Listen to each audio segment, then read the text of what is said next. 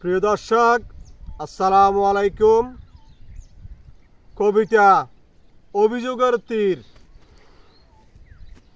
কবিতা অভিযোগের তীর, বেহুদা অনেকে হয়ে যায় ফকির।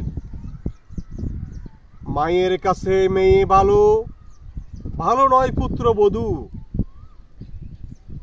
শ্বশুর শাশুড়ির কাছে সুনাম পায় না, যতই খাওয়ায় মধু। অনেকে বদনামি করে শুধু শুধু, খাওয়ায় মাছ মাংস বিরিয়ানি পোলাও, বলে বেড়ায় খাওয়ায় শুধু কদু।